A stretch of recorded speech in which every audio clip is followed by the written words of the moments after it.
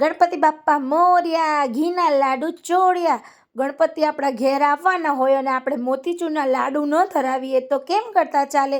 તો આ વિડીયો જરૂરથી જોજો અને સહેલી રીતે આવા મોતીચૂરના લાડુ તમે પણ ઘરે બનાવજો. તેની માટે અહીંયા બેસન, પાણી, ઇલાયચી પાવડર, મગજતરીના બીજ, ઘી, ખાંડ અને યલો અથવા ઓરેન્જ કલરના ફૂડ કલરનો ઉપયોગ કર્યો છે. હવે આપણે એક બાઉલમાં બેસન લઈ તેમાં પાણી ઉમેરી યલો અથવા ઓરેન્જ ફૂડ કલર જે પણ અવેલેબલ હોય તેમાં એડ કરીને મિક્સર પતલું બનાવીશું, જેથી આપણે બૂંદી પાડી શકાય. ગરમ તેલમાં પાઇપિંગ બેગમાં નાખીને જેમ વિડીયોમાં બતાવ્યું તેમ પણ કરી શકાય અથવા તો જારા પર પણ બૂંદી પાડી શકાય છે. હવે તળેલી બૂંદીને સાઈડમાં મૂકો અને એક કડાઈ લઈ તેમાં ખાંડ ઉમેરો. ખાંડ ડૂબે એટલું પાણી તેમાં ઉમેરો. મિક્સ કરતા રહો. એક તારની ચાસણી બને એટલે તેમાં ઇલાયચી પાવડર ઉમેરો અને તૈયાર કરેલી બૂંદી ઉમેરો. હવે તેને મિક્સ કરતા જાઓ. જેમ વિડીયોમાં બતાવ્યું છે તેમ થીક ટેક્સચર બને એટલે તેમાં મગજતરીના બી ઉમેરો અને હવે તેને ઠંડુ થવા દો.